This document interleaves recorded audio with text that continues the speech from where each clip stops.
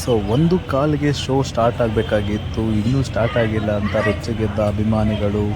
ಇದನ್ನು ಏನು ಹೇಳ್ಬೇಕಂತಲೇ ಗೊತ್ತಾಗ್ತಿಲ್ಲ. ಯಾಕಂದರೆ ಇದು ಹೈ ವೋಲ್ಟೇಜ್ ಏನೋ ಪವರ್ ಸರ್ಟಿಫಿಕೇಟ್ ಆಗಿ ಏನೋ ಇದಾಗಿದೆ ಅಂತ ಹೇಳ್ತಾಯಿದ್ರು. ಅಂಜನ್ ಥಿಯೇಟರ್ನ ಮಾಲೀಕರು, ಹಾಗೆ ಪ್ರಾಜೆಕ್ಟ್ ರೂಮ್ನ ವ್ಯಕ್ತಿ, ಮತ್ತು ಈ ಅರಣ್ಮನೆ 4 ಸಿನಿಮಾ ನೋಡಲು ಬಂದ ಎಲ್ಲ ಫ್ಯಾಮಿಲಿ ಸಂಬಂಧ ಎಲ್ಲರಿಗೂ ಕೂಡ ಹೆವಿ ಕಷ್ಟ ಆಗಿದೆ. ಯಾಕಂದರೆ ಎಲ್ಲರೂ ಟಿಕೆಟ್ನ ರಿಟರ್ನ್ ಮಾಡಿ ದುಡ್ಡು ಕೊಡ್ತೀವಿ ಅಂತ ಹೇಳಿದ್ದಾರೆ. ಥಿಯೇಟ್ರ್ ಅವರು ಕೂಡ ಇಲ್ಲ, ನಾವು ಮೂವಿ ನೋಡ್ಬಿಟ್ಟು ಹೋಗ್ತೀವಿ, ಯಾಕಂದರೆ ಇವತ್ತು ಫ್ರೈಡೇ ಆಗಿರೋ ದಿನದಿಂದ ನಾವು ಎಲ್ಲ ಕೆಲಸ ಕಾರ್ಯಗಳನ್ನು ಬಿಟ್ಟು ಬಂದಿದ್ದೀವಿ ಅಂತ ಹೇಳಿದ್ದಾಗ ಎಲ್ಲ ಜನರು ಜಗಳ ಮಾಡೋಕ್ಕೆ ಸಿದ್ಧ ಆಗಿದ್ದರು. ಆದರೆ ಥಿಯೇಟ್ರು ಅವರು ಕ್ಲೀನಾಗಿ ರೆಸ್ಪಾನ್ಸ್ ಮಾಡ್ದಿರ್ತಾಯಿದ್ರು. ಆಮೇಲೆ ಅವರು ಕೂಡ ಕ್ಲೀನಾಗಿ ಎಕ್ಸ್ಪ್ಲೈನ್ ಮಾಡಿದ್ರು. ಸೊ ಏನೋ ಸರ್ಕ್ಯೂಟ್ ಆಗಿದೆ ಕರೆಂಟಿಂದ, ಸೊ ಹೈ ವೋಲ್ಟೇಜಿಂದ ಏನೋ ಇದಾಗಿದೆ ಅಂತ ಹೇಳಿದ್ರು. ಅದನ್ನು ಕೂಡ ಅರ್ಥ ಮಾಡಲು ಆಗ್ತಾಯಿಲ್ಲ ವ್ಯಕ್ತಿಗಳಿಗೆ. ಸೊ ಯಾಕಂದರೆ ಜನಗಳು ಆ ಕ್ರೇಜಲ್ಲಿ ಬಂದಿರ್ತಾರೆ ಸಿನಿಮಾ ನೋಡಬೇಕು ಹಾಗೆ ಹೀಗೆ ಅಂತ. ಬಟ್ ಇಲ್ಲಿ ಏನಾಗಿದೆ ಅಂದರೆ ಎಲ್ಲ ಜನರು ಕೂಡ ಕಿರ್ಚಾಡ್ತಿದ್ದಾರೆ ಮತ್ತು ಥಿಯೇಟ್ರ್ ಜನರ ಜೊತೆಗೆ ಜಗಳ ಮಾಡಲು ಸಿದ್ಧರಾಗ್ತಿದ್ದಾರೆ. ಬಟ್ ಒಂದು ಏನು ವಿಷಯ ಅಂದರೆ ಎಲ್ಲರೂ ಕ್ಲೀನಾಗಿ ರೆಸ್ಪಾನ್ಸ್ ಮಾಡಬೇಕು, ಮತ್ತು ಇವ್ರು ರೆಸ್ಪಾನ್ಸ್ ಮಾಡ್ತಾರೆ ಥಿಯೇಟ್ರವರು, ಹಾಗೆ ಜನರು ಕೂಡ ರೆಸ್ಪಾನ್ಸ್ ಮಾಡಬೇಕು ಅವರಿಗೆ ಕ್ಲಿಯರಾಗಿ.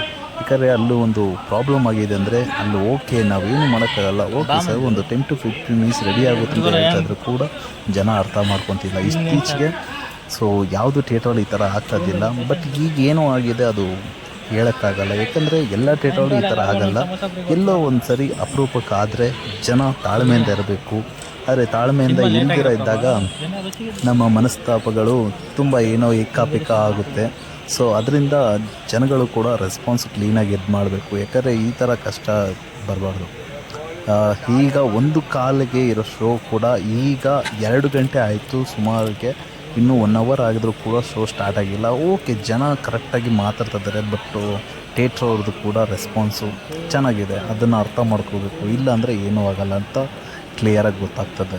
ಇಲ್ಲಿ ಬಾಲ್ಕನಿನಲ್ಲಿ 150 ರೂಪಾಯಿ ಟಿಕೆಟ್ ತೊಗೊಂಡಿರೋರು ಕೂಡ ಸೈಲೆಂಟಾಗಿದ್ದಾರೆ. ಮಿಡಲ್ ಕ್ಲಾಸಲ್ಲಿ 100 ರೂಪಾಯಿ ಕೊಟ್ಟು ತೊಗೊಂಡಿರೋರು ಸೈಲೆಂಟಾಗಿದ್ದಾರೆ. ಇಲ್ಲಿ ಪ್ರಾಜೆಕ್ಟ್ಗೆ ಏನೋ ರಿಪೇರಿ ಅಂತ ಹೇಳಿ ಆಪ್ರೇಟರ್ ಕೂಡ ಬಂದಿದ್ದಾರೆ ರಿಪೇರ್ ಮಾಡೋಕ್ಕೆ. ನೋಡೋಣ ಇದೆಲ್ಲ ಏನಾಗುತ್ತೆ ಅಂತ. ಮತ್ತು ಒಳಗೆ ಏನೇನೋ ನಡೀತಾ ಇತ್ತು ಮತ್ತು ರೆಡಿ ಮಾಡ್ತಿದ್ದಾರೆ. ನಾವು ಕೂಡ ಈ ದೃಶ್ಯದಲ್ಲಿ ನೋಡ್ತಾ ಇರ್ಬೋದು. ಒಳಗೆ ಒಂದು ವ್ಯಕ್ತಿ ಬಂದ್ರಲ್ಲ, ಸೊ ಅವಾಗೆ ಡೋರ್ ಒಳಗೆ ಹೋದ್ರಲ್ಲ, ಆ ವ್ಯಕ್ತಿನೇ ರಿಪೇರಿ ಮಾಡ್ತಾ ಇರೋದು ಇದು ದೃಶ್ಯ. ಸೊ ಥಿಯೇಟ್ರ್ ಖಾಲಿ ಆಗಿಬಿಟ್ಟಿದೆ, ಎಲ್ಲ ಜನರು ಹೋಗ್ಬಿಟ್ರೆ ಇವರು ಎಲ್ಲರೂ ಹೋಗ್ತಾ ಇದ್ದಾರೆ. ಬಟ್ ನಾವು 100 ರೂಪಾಯಿ ಅಟ್ಲೀಸ್ಟ್ 50 ರೂಪಾಯಿ ಎಸಿ ಆದರೂ ತೊಗೊಳೋಣ ಅಂತ. ಸೊ ಇಲ್ಲ ಟಿಕೆಟ್ ರೀಫಂಡ್ ಮಾಡ್ತೀನಿ ಅಂತ ಹೇಳ್ತಿದ್ದಾರೆ. ಆಚೆಕಡೆ ಬಿಸಿಲು, ಇಲ್ಲಿ ಒಳಗಡೆ ತಣ್ಣಗಿದೆ. ಸೊ ಈ ಥರ ಮಾಡ್ತಾ ಇರಬಾರ್ದು. Thank you.